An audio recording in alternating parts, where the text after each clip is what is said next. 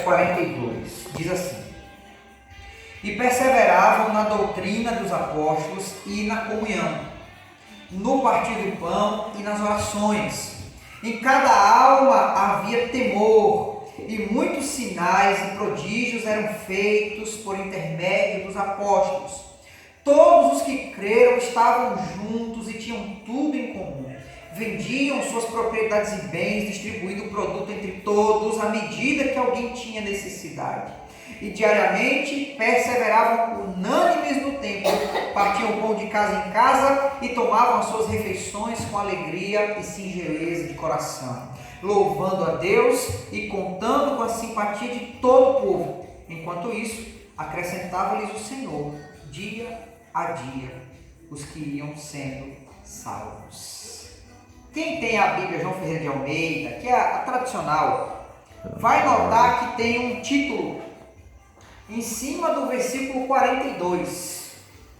E o título é Como Viviam os Convertidos. E aí você pergunta, que convertidos eram esses, pastor? Eram os convertidos que ouviram a pregação de Pedro, quando ele começou a falar, e eles perguntaram, e agora o que a gente faz? E aí Pedro fala, arrependei-vos e convertei-vos e sejam batizados em nome de Jesus Cristo para a remissão dos vossos pecados e recebereis o dom do Espírito Santo. E a partir daquele dia, quase 3.000 pessoas foram batizadas lá na igreja primitiva no dia do Pentecostes. E aí o texto que nós lemos mostra como era essa igreja, a nova igreja, porque a igreja primitiva começou com 12 líderes, na verdade 11, depois eles elegeram mais um, que foi o Matias, para substituir Judas Iscariotes, que havia traído Jesus Cristo, e aí tinha 12 líderes e 500 pessoas que seguiam Jesus Cristo desde o seu ministério inicial até a sua ascensão. E ali começou a primeira igreja. Agora vejam, quando eu olho para a igreja de Atos, eu vejo algumas características bonitas na igreja. Por exemplo, é uma igreja que perseverava na doutrina, ou seja, os membros eram fiéis ao que estava escrito na palavra, no que os apóstolos ensinavam. Outra coisa, eles perseveravam também nas orações, no partir do pão, que era um relacionamento. A igreja primitiva tinha temor de Deus no coração. Os irmãos eram unidos, estavam sempre juntos e tinham tudo em comum. E eles estavam frequentando o templo diariamente. Então, uma igreja dessa, irmãos, fala a verdade, não é um sonho ser membro de uma igreja assim? Uma igreja onde todo mundo é unido. Uma igreja onde todo mundo lê a Bíblia e persevera na leitura da Bíblia. Uma igreja onde as pessoas batizavam muita gente, o tempo todo tinha gente entrando na igreja. Você vê no verso 47, enquanto eles estavam lá louvando a Deus, a comunidade queria vir para a igreja e ser membro dessa igreja. E eu acho que nós que vivemos nesse tempo moderno, né, nós vivemos uma era moderna, né, era tecnológica, mas nós, apesar de termos uma era tecnológica, a gente vive uma realidade diferente dessa realidade aqui, em que muitas igrejas existe a desunião reinando no coração das pessoas. Ninguém mais, assim, não é ninguém, mas vou botar assim, muita gente já não é mais assídua nos cultos. Você não vê os irmãos todos frequentando quarta, sábado e domingo. Você não vê aquele relacionamento bom entre os irmãos. Ninguém mais chama o outro para comer na casa do outro. Isso aqui acontecia na igreja. Aqui, ó, partiam o pão de casa em casa. O que é isso? Eles comiam um na casa dos outros. Existia uma irmandade tão forte na igreja que o relacionamento, ele saía de dentro das quatro paredes da igreja e ia para as quatro paredes de dentro de casa. Isso aqui é lindo de se ver. Então, numa igreja, eu vou chamar essa igreja aqui, a igreja de Atos, de igreja ideal. É a igreja que a gente quer, que a gente espera.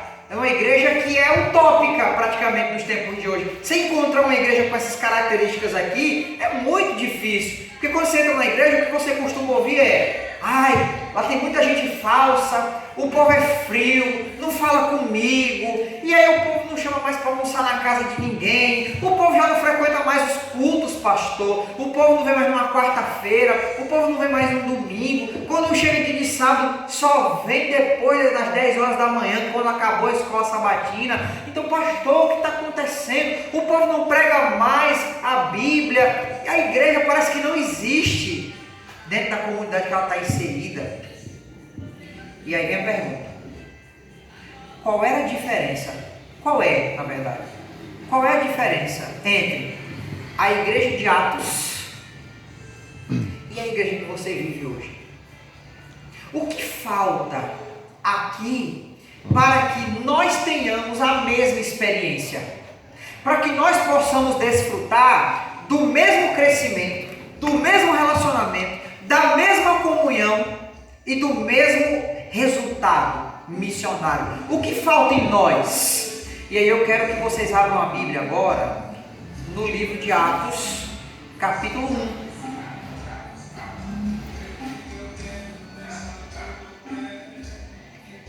Não se existe mais respeito à igreja. Daí pedindo. Capítulo 1, versículo 8.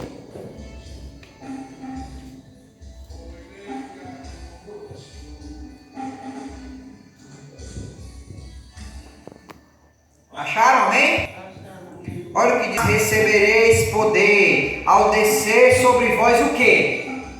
O Espírito Santo, e sereis minhas testemunhas tanto em Jerusalém como em toda a Judéia e Samaria e até os confins da terra. Olha agora o capítulo 2, verso 1.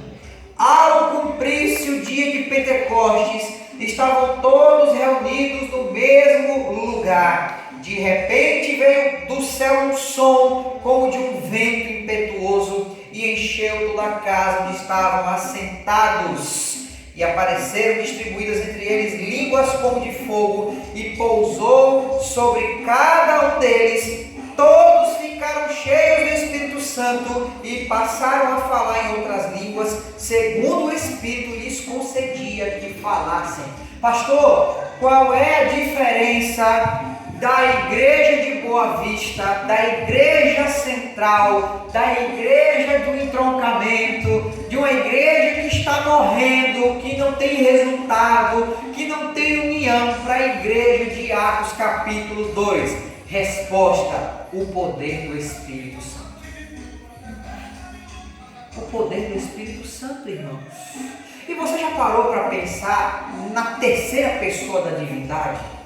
Na terceira pessoa da Trindade, o Espírito Santo? Veja, Jesus não podia mais estar presente com os discípulos e eles precisavam continuar o trabalho. Na verdade, precisavam começar o trabalho que Jesus pediu para eles começarem, que era fundar a igreja. E aí, como é que vai começar sem o líder supremo?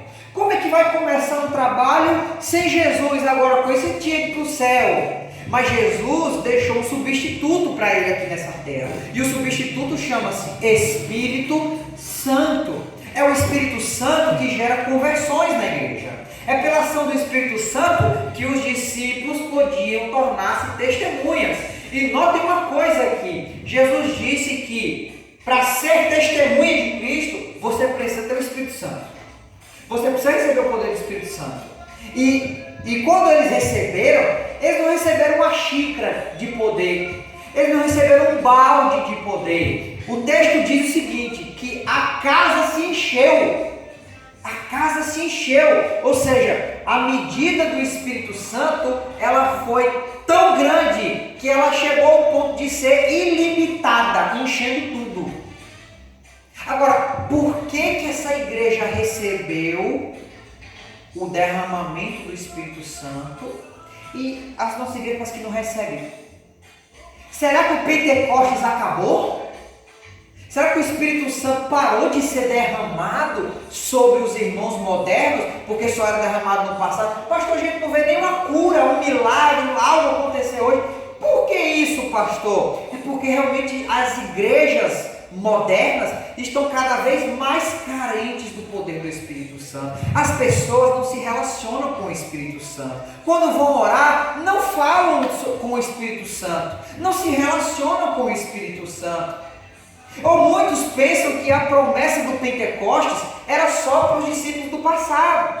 E sobre isso, a profetisa Ellen White comenta no livro Atos dos Apóstolos, na página 26, ela diz: o tempo decorrido não operou mudança na promessa dada por Cristo ao partir, de que enviaria o Espírito Santo como seu representante.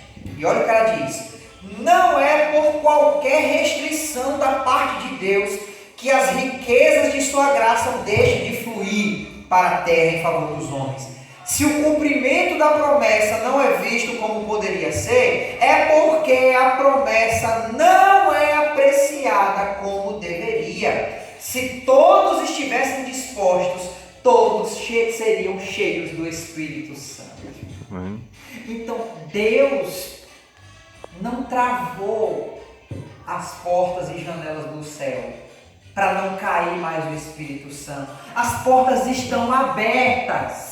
As portas continuam lá do mesmo jeito, escancaradas, como estavam lá no passado. Agora, por que nós também não recebemos esse poder para nos ajudar a transformar a realidade da nossa igreja na mesma realidade que eles desfrutaram no primeiro século? É porque diz Ellen White que a promessa do Espírito Santo não é apreciada pela maioria da igreja. A gente não tem mais desejo sobre o Espírito Santo. E é por isso que o Espírito Santo não é derramado. E aí você pergunta: mas pastor, Deus não podia derramar sem a gente pedir tanto assim? Como é que é esse pedido que a gente tem que fazer? Olha aqui no livro de Lucas, capítulo 11, que vocês vão entender. O livro de Lucas, capítulo 11, traz uma informação importante aqui para nós. De forró para reggae, né? Misericórdia. Lucas 11, verso 9.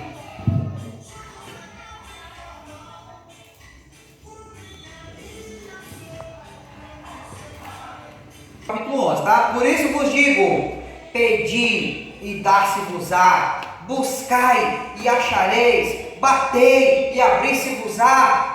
Pois todo o que pede recebe, o que busca encontra, e a quem bate abrir-se-lhe-á. Veja, Jesus está mandando você pedir. Quando você orar, peça, busque, bata. E Ele promete, Ele diz assim: ó, todo o que pede recebe. Não é alguns que pedem e recebem. Não é um que pede e recebe. Não é quase todos os que pedem e recebem. Aqui diz todo o que pede. E se é todo, é todo. Eu não posso dizer a igreja toda e Antônio não está presente. Então não é a igreja toda. A igreja toda inclui Antônio e todo mundo que está aqui presente. Então quando a Bíblia diz assim: você, quando orar, precisa pedir. E aí aqui está falando sobre o que, pastor? Pedir o quê? Pedir o quê? Porque você mandou pedir aqui, mas eu não sei o que eu vou pedir. Continue a leitura, verso 11. Olha a situação aqui agora no verso 11. Ó. Qual dentre vós é o pai que, se porventura o filho lhe pedir pão, lhe dará uma pedra? Tem condição de acontecer um negócio desse? Não. Vocês que são mães aqui, tem condição de o filho de vocês me dê um pão, um prato de comida, você vou dar um prato de terra para você comer? Dá? Então é uma situação impensável, né? A primeira situação impensável aqui. Aí ele continua: ou se lhe pedir um peixe, lhe dará no lugar do peixe uma cobra. Acontece isso? Você já viu algum pai fazer isso com o filho? Vamos lá. Ou se lhe pedir um ovo, lhe dará um escorpião. Tem condições, irmão, do negócio desse aqui? Então veja, aqui Jesus dizendo o seguinte: não tem como você não pedir e não receber. Não tem como. Pastor, mas eu peço e não recebo. E agora? E outra coisa, o que é esse pedir aqui? Eu pedi o que? Está mandando pedir aqui? É qualquer coisa? Não é qualquer coisa. Não é qualquer coisa. Continua a leitura do texto que você vai entender. Verso 13. Ora, se vós que sois maus sabeis dar boas dádivas aos vossos filhos, quanto mais o vosso Pai Celestial dará o que, irmãos? O Espírito Santo a aqueles que lhe pediram. Então aqui é claro, está falando de pedir o Espírito. Está falando de clamar pelo Espírito. Então aqui o texto está sendo bem claro, dizendo assim, vocês que querem o Espírito, peçam. Agora não é qualquer pedido. Senhor, derrama o teu Santo Espírito sobre mim, em nome de Jesus. Amém. Pronto. Aí, Pai. Não é esse pedido. Não é esse pedido. Veja só a situação. Irmã Gleide, chego para você assim, irmã Gleide, para pedir um favor. Irmã Gleide, olha, não estou precisando muito não, mas estou querendo que você me dê aí 50 contas aí para me comprar um remédio ali para mim. Isso é pedido que se faz quando você quer comprar um remédio? É porque se alguém... Eu nem queria não, mas me deu 50 contas aí, eu tenho que comprar ali uma caixa de estaminha ali para me tomar. Agora, irmã Gleide, pelo amor de Deus, irmã Gleide, pelo amor de Deus, irmã Gleide, eu estou aqui não aguento, a alergia está me matando aqui, eu preciso, não, eu não tenho um centavo, eu estou precisando de 50 reais, eu não tenho de onde tirar, eu preciso desse remédio, senão eu vou desmaiar aqui e vou morrer. Muda o negócio ou não muda? Muda a coisa ou não muda? Muda. Mas muda demais. Aí o Gleide fala assim, não vou dar não. Aí você continua. Não, irmão Gleide, faz comigo, não tenho mais ninguém para pedir não. Eu só tenho a senhora. Pelo amor de Deus, me dê esse negócio aí desse estaminho, porque eu não tenho mais a quem recorrer. Eu preciso de 50 conto, me dê 50 conto, irmão Gleide. Não olhe para o lado não, eu não estava nos ouvindo não, minha irmã. Aí eu fico no pé. Eu pergunto, estou com vontade ou não estou? E no primeiro pedido, estava com vontade? Então Deus trabalha assim. Por que muita gente pede o Espírito Santo, mas não recebe o Espírito Santo? Porque pedem pouco. Porque pedem mal. Porque não sentem sede do Espírito Santo. E Deus não é vendedor de bijuteria.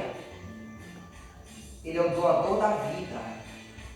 O Espírito Santo não é um produto que é vendido em uma loja de liquidação, em que você tem que pechinchar para você poder obter. Muito pelo contrário, você tem que se sacrificar para você poder obter. Não tem quando você compra um produto que você fala assim, rapaz, custou o olho da cara, de tão caro que foi. Esse é o Espírito Santo. Ele custa para a gente poder obter. Mas, Ellen White diz assim, onde quer que a necessidade do Espírito Santo seja um assunto de que pouco se fala, que pouco se pense, ali haverá sequidão espiritual, escuridão espiritual e espirituais declínios e morte.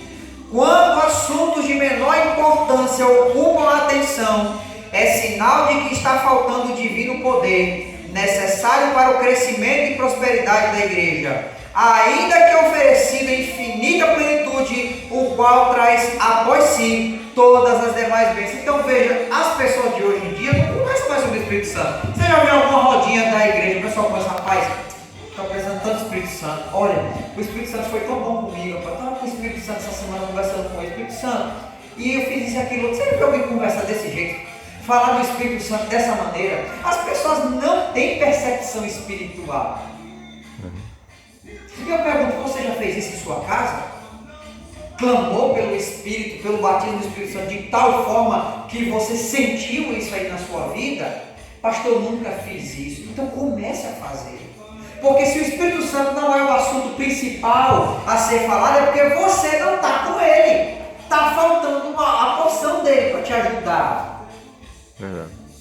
Aí você vê, se hoje retirasse o Espírito Santo da terra, muitas das igrejas de hoje em dia continuariam a fazer suas atividades normalmente.